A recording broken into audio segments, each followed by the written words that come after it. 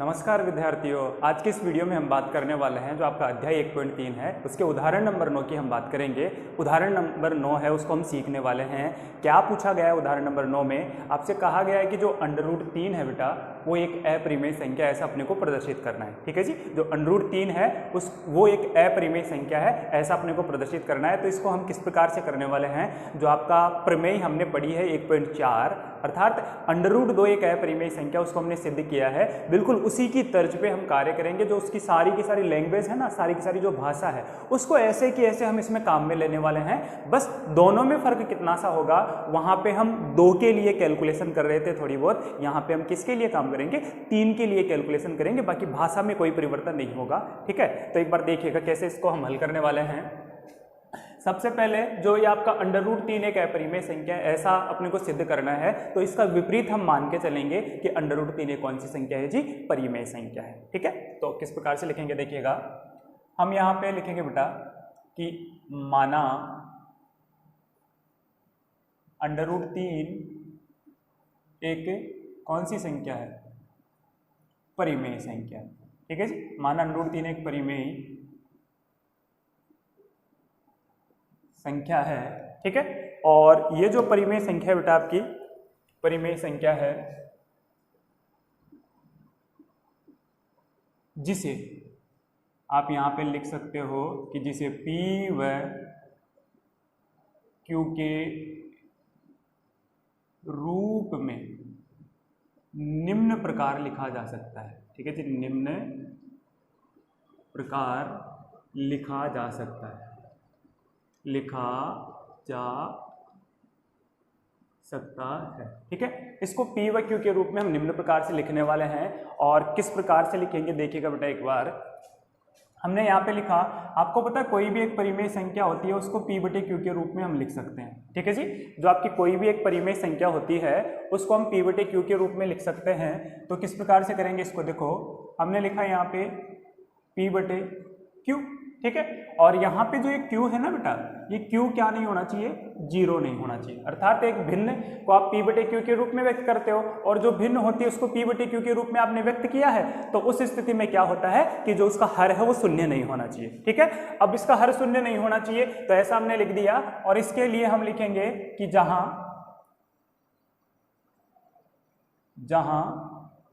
P व Q सह अभाज्य पूर्णांक है बेटा, सह अभाज्य पूर्णांक है। अर्थात सह अभाज्य पूर्णांक का क्या मतलब होता है ये भी मैं आपको लिख देता हूं यहां पे। अर्थात P व Q का कोई उभयनिष्ठ गुणनखंड नहीं होगा। ठीक है जी, यहाँ पे जो क्वेश्चन है आपका, इसमें हमने लिखा कि P व Q कोई सह अभाज्य पूर्णांक है आपके। ठीक है, इस स्थिति में अर्थात हमने कह दिया कि सह अभाज्य का तात्पर्य होता है कि उनका कोई भी उभयनिष्ठ गुणनखंड नहीं होगा, एक के अतिरिक्त कोई उभयनिष्ठ गुणनखंड नहीं होगा। तो हमने यहाँ पे लिखा था P व Q का कोई उभयनिष्ठ गुणनखंड नहीं होगा एक को छोड़ करके। ठीक है जी, तो ऐसा हमने लिखा। इसके बाद में हम क्या लिखने वाले बेटा, यहाँ से देखिएगा जो ये आपको पद दिख रहा है, यहाँ से Q आपको बट्टे में दिख रहा है, इस Q का आप पक्षांतरण कर लीजिए यहाँ से। तो इसको हम लिख सकते हैं √3 Q बराबर आपने P लिखा। ठीक है जी, ये आपको जो पद मिला इसका आप क्या कर लोगे, यहाँ से वर्ग कर लीजिएगा। एक बार आप लिखोगे यहाँ पे कि वर्ग करने पर। ठीक है, इसका आप वर्ग करोगे तो किस प्रकार से लिखने वाले बेटा देखो, √3 Q है, इसका आपने वर्ग कर दिया, इधर से P का आप स्क्वायर कर लोगे। ठीक है जी, और इसको आपने आगे किया तो देखो √3 है, √3 का आप वर्ग करने वाले हो तो √ की संख्या का वर्ग करने से वहां से √ हट जाता है। अर्थात √ की संख्या का जब भी करोगे तो √ को आप हटा दीजिएगा। और साथ में कौन दिया है यहाँ पे? Q दिया है, तो Q का स्क्वायर हो जाएगा और इधर को आपको दिया है P का स्क्वायर। ठीक है जी, और इस स्थिति में आप इसको कह देना इक्वेशन नंबर 1। ठीक है, समीकरण 1 आप कह सकते हो। यहाँ पे देखिए जो 3q² है बेटा, तो q² का गुणांक कौन है जी? यहाँ से 3 है, तो इस वाली राशि में किसका भाग जा रहा है? 3 से विभाजित हो रहा है। तो हम लिखेंगे कि चूंकि 3q² 3 से क्या हो रहा है बेटा, विभाजित हो रहा है, 3 से विभाजित है, ठीक है। ये 3 से विभाजित है तो इसके बराबर में जो होगा वो भी किससे विभाजित होगा, 3 से विभाजित होगा। तो हमने लिखा कि 3 3 से विभाजित है, तब पी स्क्वायर भी किससे विभाजित होगा, पी स्क्वायर भी 3 से विभाजित होगा, 3 से क्या होगा जी, विभाजित होगा, ठीक है। और ये भी 3 से विभाजित हो जाएगा बेटा। इस स्थिति में आपकी जो प्रमेय है ना 1.3 है, उसका हम प्रयोग करने वाले हैं। यहां हम लिखेंगे कि प्रमेय 1.3 से, प्रमेय 1.3 क्या कहती है, वो कहती है कि यदि कोई राशि ऐसी, ये अभाज्य संख्या यदि कोई धनात्मक पूर्णांक पी स्क्वायर को विभाजित कर रही है तो ये किसको भी विभाजित करेगा, ठीक है, 3 से, पी भी 3 से क्या होगा, विभाजित होगा, विभाजित होगा, ठीक है जी। और इसको आप इक्वेशन नंबर 2 कह दीजिएगा, ठीक है। समझ में आया कुछ? मैंने कहा कि पी स्क्वायर 3 से विभाजित है, तो प्रमेय 1.3 आपकी ये कहती है कि ये पी स्क्वायर को यदि 3 विभाजित कर रहा है, इस स्थिति में पी को भी 3 क्या करने वाला है, विभाजित करने वाला है। ये प्रथम स्थिति आपको मिली और आपको यहाँ पे प्राप्त हुआ कि जो पी है वो 3 से विभाजित हो रहा है बेटा। पी किससे विभाजित हो रहा है, 3 से विभाजित हो रहा है। तो पी के इक्वल में, पी के बराबर में कोई भी हम 3 से विभाजित होने वाली संख्या लिख सकते हैं, ठीक है। तो यहाँ पे लिखा कि तब पी बराबर 3r लिखा जा सकता है,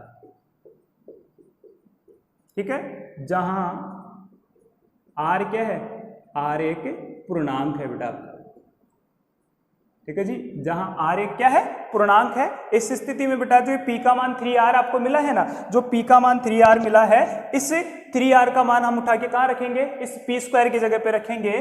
तो हमने लिखा कि समीकरण 1 से, समीकरण 1 में p की जगह पे आप 3r रख दीजिएगा बेटा यहाँ पे, तो आपको मिलेगा ये 3q का स्क्वायर, p की जगह पे आपने रखा है यहाँ पे 3r रख दोगे तो 3r, और इसका भी क्या हो जाएगा जी, स्क्वायर हो जाएगा। इसको हम इधर ले तो एक बार ध्यान से देखिएगा, इधर से 3q स्क्वायर है और 3 का वर्ग करोगे आपके पास है बेटा, देखो 3q स्क्वायर बराबर, और इधर से आपने लिया 3 का वर्ग किया तो कितना आएगा जी, यहाँ से 9 आपको मिल जाएगा बेटा। आपने लिखा 9r स्क्वायर, 3 का आप पक्षांतरण कर लीजिए तो यहाँ से लिखोगे 3r स्क्वायर बट्टे में 3, और यहाँ से आपने लिखा q स्क्वायर बराबर 3 का r स्क्वायर, ठीक है। यहाँ पे जो आपने लैंग्वेज लिखी है, ये वाली भाषा लिखी है, इसको ऐसे कैसे यहाँ पे रिपीट करना है, परंतु यहाँ पे वहाँ 3r दिख रहा है, यहाँ पे 3q स्क्वायर, बस 3q स्क्वायर की जगह 3r स्क्वायर लिखना है, बाकी सेम टू सेम आपको ऐसे कैसे लिखना है। तो हम लिखेंगे कि चूंकि 3r स्क्वायर 3 से क्या है जी, विभाज्य है, 3 से विभाज्य है, तो ये वाला q स्क्वायर भी क्या होगा, 3 से विभाज्य होगा। इस स्थिति में हम लिखने वाले कौन सी प्रमेय से, प्रमेय 1.3 से q भी 3 से क्या हो जाएगा जी, विभाज्य है, ठीक है। प्रमेय 1.3 से जो अपना q प्राप्त होगा वो q भी क्या होगा, किससे विभाज्य होगा, 3 से विभाज्य होगा। इसको हमने समीकरण नंबर 3 दिया। अब ध्यान से देखो बेटा, समीकरण 2 क्या कह रही है कि P किससे विभाजित हो रहा है, 3 से विभाजित हो रहा है। समीकरण 3 क्या कह रही है, Q किससे विभाजित हो रहा है, 3 से विभाजित हो रहा है। अर्थात P और जो Q आपके प्राप्त हुए हैं, दोनों का एक उभयनिष्ठ गुणनखंड कौन प्राप्त हो गया आपको, ये 3 उभयनिष्ठ गुणनखंड प्राप्त हो गया। कैसे कि अपना जो P है वो भी 3 से विभाजित हो रहा है, अपना जो Q है वो भी 3 से विभाजित हो रहा है, दोनों में 3 का भाग जा रहा है। इसका मतलब इनमें इनका उभयनिष्ठ गुणनखंड कौन प्राप्त हुआ जी, 3 प्राप्त हुआ। तो हम यहाँ पे लिखेंगे बेटा क्या, देखिएगा हमने लिखा कि समीकरण 2 व 3 से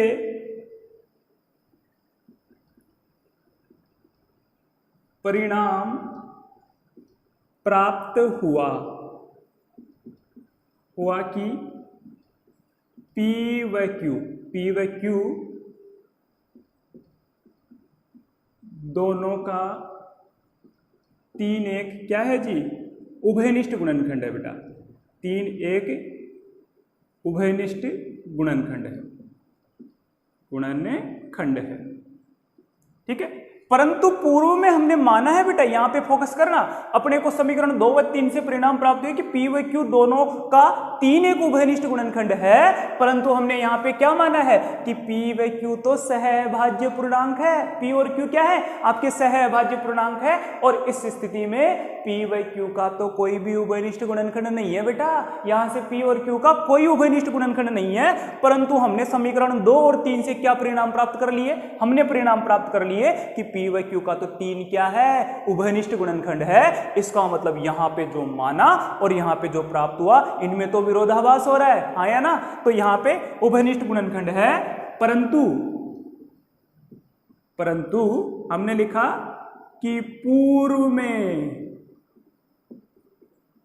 हमने माना है कि P व Q तो कौन से पूर्णांक है, सहअभाज्य पूर्णांक है। ठीक है जी, सहअभाज्य पूर्णांक है। और सहअभाज्य पूर्णांक क्या होता है बेटा, जिनका कोई उभयनिष्ठ गुणनखंड नहीं हो, एक के अतिरिक्त सहअभाज्य पूर्णांक है, जो कि क्या है जी, विरोधाभास की स्थिति उत्पन्न हो गई, जो कि विरोधाभास है। ठीक है, जो कि विरोधाभास है, और ये वाली स्थिति विरोधाभास की स्थिति उत्पन्न हो रही है। इसका मतलब हमने पूर्व में जो भी मान लिया है ना, जो भी हमने माना है, वो माना हुआ ही क्या हो गया, गलत हो गया। तो अतः हम लिखेंगे कि अतः हमारी कल्पना, कौन सी कल्पना, हमारी कल्पना √3 एक कौन सी संख्या है, परिमेय संख्या है, वह क्या है जी, वह गलत है। क्यों गलत हुई, क्योंकि यहां पे हमने जो स्थिति मानी कि P व Q तो कोई सहअभाज्य पूर्णांक है, अर्थात उनका कोई उभयनिष्ठ गुणनखंड नहीं होगा, परंतु हमने यहां से परिणाम प्राप्त किए तो समीकरण 2 और 3 से अपने को प्राप्त हुआ कि P व Q दोनों ही किससे विभाजित हो रहे हैं, 3 से विभाजित हो रहे हैं, अर्थात 3 तो इनका उभयनिष्ठ गुणनखंड हो गया। पूर्व में हमने मान लिया कि इनका कोई उभयनिष्ठ गुणनखंड नहीं होगा, और यहां पर हमने प्राप्त कर लिया कि इनका कोई उभयनिष्ठ गुणनखंड होगा। इस स्थिति में वो वाली स्थिति और ये वाली स्थिति क्या हो गई, उलट पुलट हो गई, विरोधाभास वाली स्थिति हो गई। इसलिए हमने लिखा कि यहां पे ये विरोधाभास की स्थिति उत्पन्न हो गई, और ये विरोधाभास किसके कारण से आया, उस पे हमने फोकस किया कि यहां पे जो उलट पुलट वाली स्थिति बन रही है ना, वो स्थिति इससे बनी कि √3 एक परिमेय संख्या है, ये माना हुआ ही क्या है, अपना ये माना हुआ ये गलत है। तो हमने कह दिया कि अतः हमारी कल्पना √3 एक परिमेय संख्या है, वह गलत है। इसलिए आप क्या लिख दोगे, आप लिखोगे कि इसलिए √3 एक कौन सी संख्या है जी, अपरिमेय संख्या है। ठीक है जी, √3 एक अपरिमेय संख्या है, और इस प्रकार से आपको √3 को भी एक अपरिमेय संख्या सिद्ध करना है। अब छोटा थोड़ी देर देखिएगा एक बार ध्यान से, √2 और √3 में खास कोई फर्क नहीं है, √5 आ जाए, √7 आ जाए, √11 आ जाए, कोई सा भी अब से हमसे हल करवा ले, केवल हम 3 की जगह पे 2 रखेंगे, 2 की कैलकुलेशन करेंगे, यहाँ पे 2 रखेंगे, और कुछ नहीं करना, 2 रखेंगे, यहाँ पे भी 2 रखेंगे, इसके बेस पे 2 का वर्ग कर लेंगे, काट पीट के वापस से 2 आ जाएगा अपने को, यहाँ पे 2 मिलेगा, वापस से हमने 2 रखा, यहाँ भी हमने 2 रखा, उभयनिष्ठ गुणनखंड भी 2 प्राप्त होगा, और यहाँ पे भी √2 हो जाएगा। मतलब खास कोई परिवर्तन नहीं है, सभी की भाषा एक जैसी है। 5 वाला कर लो, √5 वाला, वो भी ऐसा का ऐसा ही, जो √3 दिख रहा है उसकी जगह 5 रख लो, 5 के बेस पे कैलकुलेशन कर लो, खास कोई अंतर नहीं है बेटा। ठीक है, तो एक बार इसका स्क्रीनशॉट हो जाए